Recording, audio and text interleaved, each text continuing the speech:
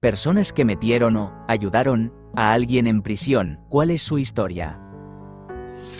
Espero poder resumir esta enorme historia en un breve párrafo. Mi mejor amigo, quien era miembro de una pandilla, murió en Nueva York hace 4 años. Chris tuvo una pequeña reunión para Año Nuevo y le vendieron una bolsa de fentanilo que él creía que era éxtasis. Murió tras ahogarse con su propio vómito mientras dormía, lo que ocurrió alrededor de las 4 de la mañana. El resto de la fiesta, que se quedó, no tenía idea de que él estaba muerto, pero todos nos sentimos enfermos y vomitamos pensando que teníamos un virus estomacal. Éramos 5. Una chica terminó en el hospital, pero estaba bien. Así que, un poco más adelante, las personas que estuvieron en su fiesta comenzaron a ser asesinadas.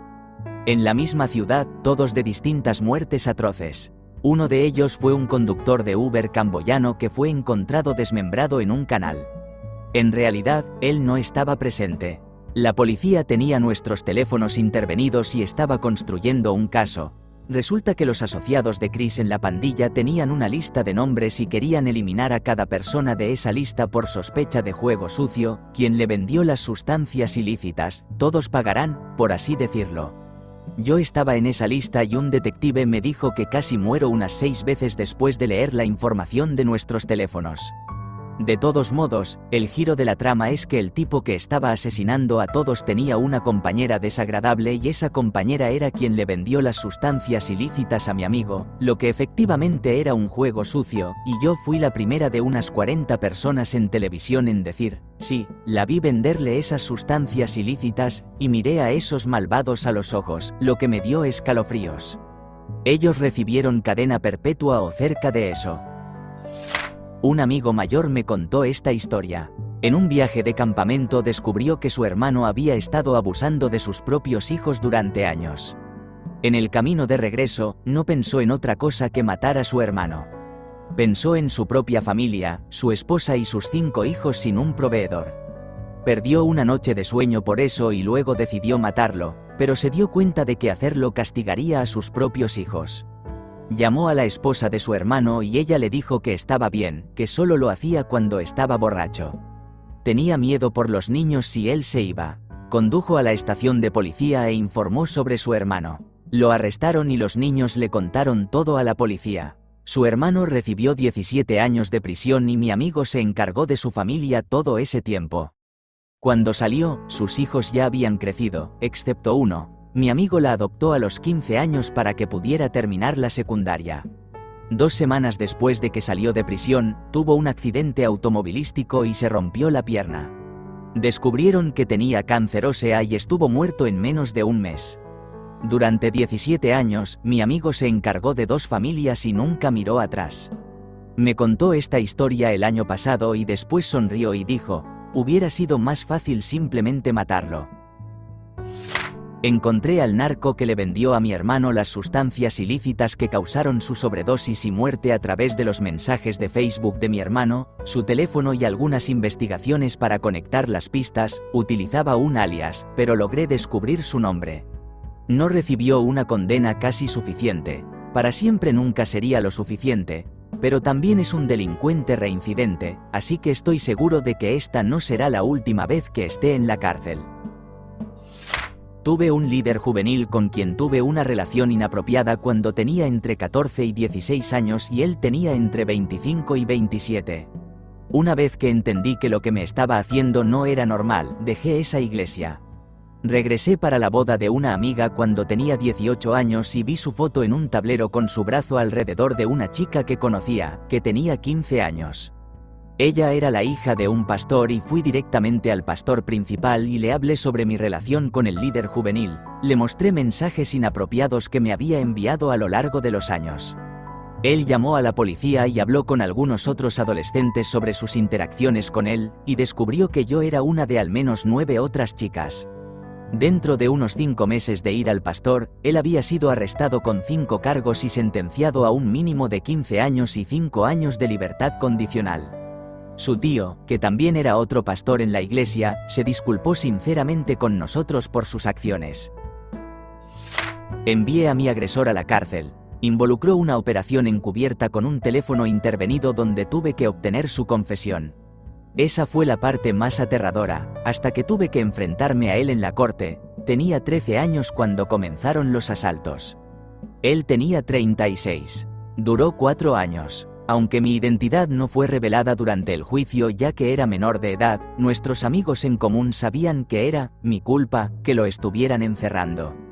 Fui culpabilizada como víctima y luego rechazada. Luché durante años con la culpa de haber arruinado su vida, sin considerar el impacto total que él tuvo en la mía. Cumplió una condena de solo 6 meses. Mis detectives me llamaron el día que fue liberado. Me volví increíblemente paranoica pensando que podría vengarse de mí, así que empecé a llevar un cúter a todas partes. Afortunadamente, hoy en día, los recuerdos de aquellas horribles noches que pasamos juntos solo aparecen una vez al año y me hacen sentir melancólica por unos días. Pero quería decir, para cualquiera que se sumerja en este hilo pensando que hacer arrestar a alguien que te lastimó sería un alivio, no se sintió así en absoluto. Tuve pesadillas y alucinaciones durante años y todavía ocasionalmente paso mis dedos sobre las cicatrices. Un viejo proveedor mío tuvo a una chica que se sobredosis y murió en su habitación. En realidad, varias personas murieron por sus sustancias ilícitas, pero esta es la que captó la atención del FBI. Nunca llamó al 911 de inmediato, siempre llamaba a sus amigos por ayuda, por alguna razón. Para cuando llamó, ella había estado muerta durante horas. Vieron algunos mensajes de texto entre él y yo y vinieron a interrogarme. Actualmente, él está cumpliendo 22 años de prisión. En el año 2000, apoyé a un amigo cuyo hermano fue asesinado por su esposa. Mi amigo sabía que ella estaba mintiendo cuando le dijo a la policía que su esposo se había quitado la vida. Él fue fundamental para impulsar la investigación y testificó en su juicio, un momento que fue uno de los más poderosos que he presenciado. Se quedó en mi casa durante el juicio porque vivía en una ciudad y su hermano había sido asesinado en otra, donde yo vivía. Dan Rader y otros periodistas famosos estuvieron llamando a mi amigo y a su novia durante meses. Sabíamos que sus teléfonos estaban intervenidos, así que todas nuestras conversaciones debían ser cuidadosas, a menos que fueran en persona. Pero el momento que más me perturbó fue cuando la asesina se dio la vuelta desde el banco de los acusados y me miró directamente a los ojos. Yo estaba sentado al lado de la familia del chico asesinado y ella sabía que estaba allí para apoyarlos. La frialdad en sus ojos me sacudió hasta lo más profundo. Saber que nunca volvería a ser libre fue mi único consuelo. Este fue un caso de asesinato sin resolver durante 30 años. Tenemos amigos que son como familia. Los conocemos desde hace generaciones. Su tía fue asesinada de manera misteriosa. La encontraron quemada en su auto al costado de la carretera. Nunca encontraron quién lo hizo hasta que su sobrino finalmente presentó un testimonio de que su esposo la había matado. Mi papá también testificó durante la audiencia. El tío fue declarado culpable de asesinato en primer grado y ha estado en prisión por más de una década. Mi papá y el sobrino han fallecido desde entonces. Reporté al padre biológico de mi hija por malversar $2,3 millones estadounidenses de su fideicomiso. Cuando descubrí el robo, le presenté las pruebas y le dije que resolviéramos esto de manera civil. Se rió y me dijo que me fuera al diablo. Yo, siendo mayor y mala, comencé a recopilar seriamente un caso y contacté a amigos en el cuerpo de seguridad. Él recibió 5 años en prisión federal y estará en libertad supervisada durante al menos 10 años. Luego lo demandamos en la corte civil y el juez estaba tan enojado que otorgó otros $7,2 millones estadounidenses además de los 2,3, así que él tiene que pagar restitución federal y una sentencia civil. Recientemente tomamos toda su propiedad heredada, su apodo, idiota. Hice arrestar a mi hermana después de que se hiciera pasar por mí durante semanas y robara más de $1,000 de mi dinero. Era menor de edad, así que solo pasó 6 meses en un centro de menores. Presenté un informe a la policía solo porque el banco no me reembolsaría de otra manera. Hasta el día de hoy, casi 15 años después, nunca hablamos. Ella nunca se disculpó ni siquiera reconoció que lo hizo. Ahora está en la calle. Mi novio de la universidad era un cleptómano que solía robar artículos de bajo costo en las tiendas solo por la emoción de hacerlo. Tenía baja autoestima y había perdido mi virginidad con él, y lo amaba mucho, Todo este periodo de mi vida me hace sentir una profunda vergüenza. Una noche, mientras estaba en su campus universitario, pasó junto a una ventana abierta y vio una laptop desatendida. Se deslizó dentro y la robó. Luego, unos meses después, uno de sus amigos me dijo que me había estado engañando con una chica del campus. También me habló sobre la laptop. La policía fue a allanar su dormitorio en busca de la laptop y también lo sorprendieron con una bolsa de éxtasis que había estado vendiendo desde su dormitorio. ¿Una mujer despreciada haría lo mismo ahora? No, pero en ese entonces, ser engañada por mi primer amor fue lo peor que me había pasado. Vaya. Mi madre intentó estrangularme hasta matarme cuando estaba en mi adolescencia tardía. Pude romper su agarre en mi garganta, y mi novio llamó a la policía por mí. Me presionaron para que retirara los cargos. Podría no haber tenido dónde vivir si no lo hacía. Pero aún así testifiqué en su contra, con fotos de las marcas en mi garganta, rasguños y moretones. El juez la sentenció a extrañamente específicos 43 días en la cárcel. Después de eso, aunque ella continuó abusando de mí de varias maneras, nunca me volvió a poner una mano encima. Acabo de cumplir con mi deber como jurado y encontré culpable a alguien por su tercer delito violento. Más tarde escuché que el tercer delito violento conlleva una sentencia de cadena perpetua obligatoria. El tipo estaba en libertad condicional cuando golpeó a un hombre de 85 años de tal forma que pasó 3 semanas en coma en la unidad de cuidados intensivos. El jurado tomó solo un minuto para llegar a una decisión unánime. Por supuesto, no le dimos a nadie tiempo para protestar o argumentar en contra. Nadie lo hizo. Culpable. Las exparejas de mi hermana se volvieron locos después de que ella lo echó por no pagar el alquiler y nos acosó a mí, a mi hermana y a nuestros padres durante aproximadamente un año. Se escondía en los arbustos diariamente frente a nuestro departamento y nos enviaba mensajes de texto describiendo lo que hacíamos y cómo nos dispararía o prendería fuego a nuestra casa. Vivimos en el mismo edificio. Era un criminal violento y armado, y dormí con un bate de béisbol al lado de mi cama durante años después de eso. Vivía en el primer piso y tenía que aceptar que podía dispararme a través de una ventana en cualquier momento, o entrar directamente a mi dormitorio y dispararme en mi cama. Larga historia, pero mi departamento tenía una puerta faltante, así que él podía simplemente entrar. Era la única forma de acceder al departamento de mi hermana. Tuve que testificar en su contra en el tribunal cuando finalmente lo atraparon. Por 9 meses de amenazas de muerte y acoso que me hicieron abandonar la universidad y desarrollar insomnio incapacitante, él recibió 6 meses de prisión. Nuestra orden de restricción en su contra fue denegada, y además terminó debiéndonos aproximadamente $500 a cada uno en daños, lo cual tomó alrededor de 3 años en recuperarse, ya que no tenía bienes a su nombre.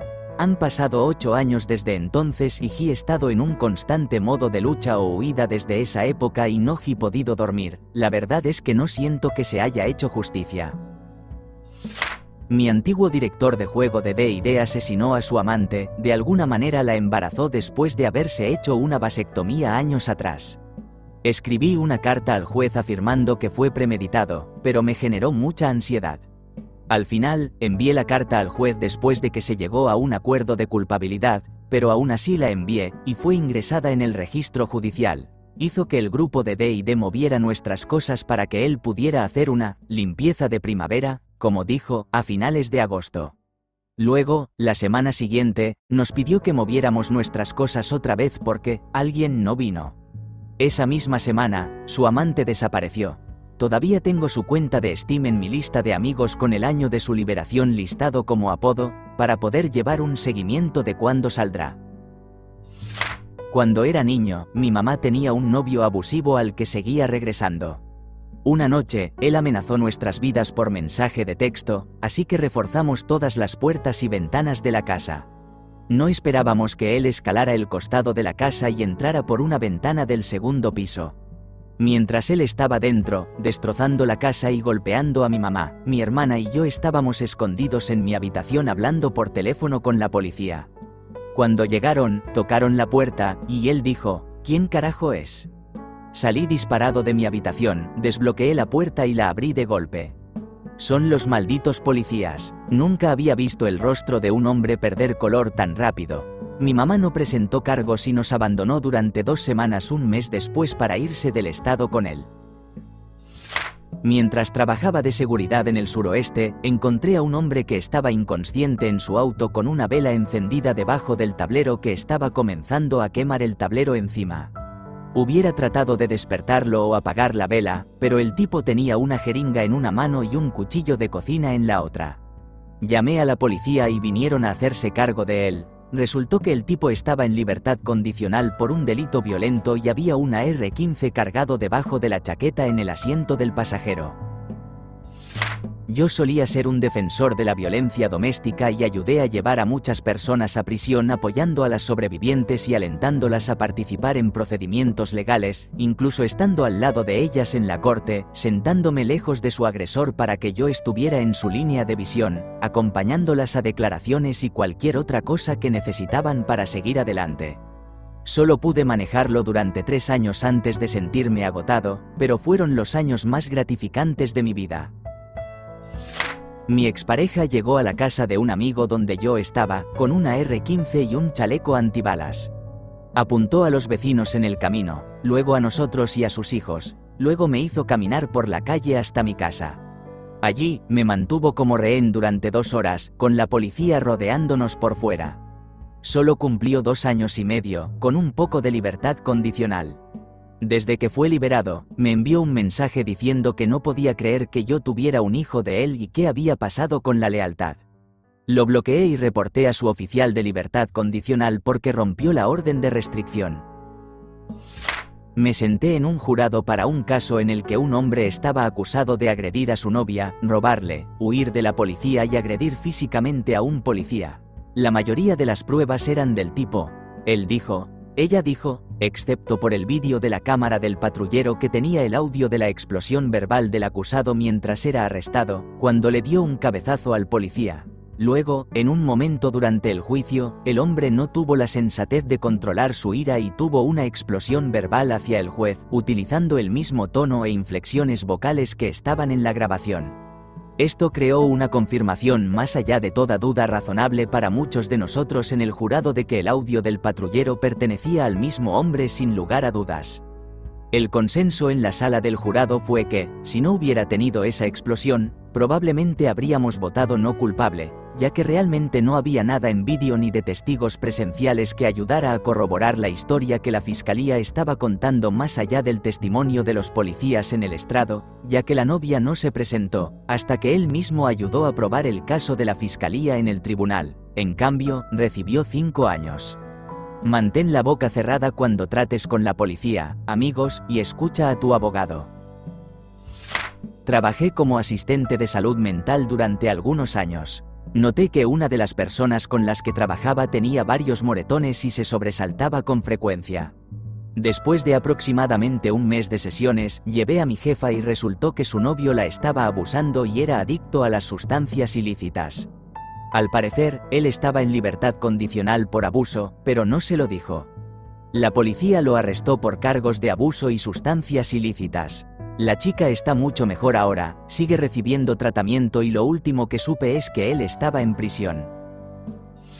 No es exactamente una respuesta a tu pregunta, pero hablé con la persona que me metió en la cárcel.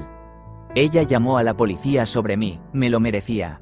Hice algo increíblemente estúpido y egoísta porque estaba bajo los efectos de las sustancias ilícitas. Algo que nunca haría sobrio. La gente actúa como si no se pudiera culpar a las sustancias ilícitas y al alcohol por la mala toma de decisiones, pero sí se puede. Lo primero que se pierde cuando te colocas es el juicio. Tomé malas decisiones y alguien realmente importante para mí podría haberse lastimado como resultado de esas decisiones. Afortunadamente, no fue así. Así que fui a la persona que llamó a la policía, y aunque la odie hasta el día de hoy por otras razones, le agradecí por cuidar a mis seres queridos y que hizo lo correcto. Tomó unos intentos más y algunas detenciones en la cárcel para que pusiera mi vida en orden, pero eso desencadenó el principio del fin de mi carrera como consumidora de sustancias ilícitas. Quizás no a prisión, pero sí a libertad condicional. Era un chico que conocí en la escuela primaria, estuvimos en la misma clase los primeros años, luego él reprobó algunas materias y no lo volví a ver desde entonces. Un día recibí una citación para un interrogatorio por parte de la policía local. Soy un ciudadano respetuoso de la ley, más o menos, así que estaba seguro de que se trataba de una multa por exceso de velocidad y que me habían atrapado con una cámara. Así que no estaba especialmente preocupado. Al llegar, resultó que no era una multa, sino que me consideraban cómplice de un fraude. Después de hablar un poco con una oficial de policía, quedó claro que no era un mal chico en este caso. El mencionado amigo había robado mi identidad y había engañado a algunas personas haciéndose pasar por mí. La policía no pudo atraparlo, pero este idiota seguía siendo mi amigo en Facebook y publicó un anuncio diciendo que quería vender una cámara, así que llamé a la señora que me estaba interrogando y lograron localizarlo, y al final tuvo que pagar por sus actos. Realmente me gustaría saber de qué se trataba esta estafa. Como no era sospechoso ni víctima, no tuve acceso a la documentación del caso, así que nunca lo supe. No fue una prisión, pero accidentalmente asistí a una detención. Estaba camino a una cena de potluck una noche cuando me encontré con el tráfico de hora pico a solo una cuadra de mi antiguo apartamento. Solía vivir cerca de una entrada a la autopista, cuando de repente fui golpeado por detrás por una furgoneta blanca. Salí del auto y no pude ver ningún daño, y el conductor tampoco. Ella parecía nerviosa y preocupada. Lo más profesional que pude, le dije que podríamos intercambiar información en un estacionamiento cercano si era lo suficientemente grave. Ella estuvo de acuerdo y me siguió. Una vez allí, revisamos y ella se disculpó profusamente por el tiempo perdido, ya que solo era un rasguño.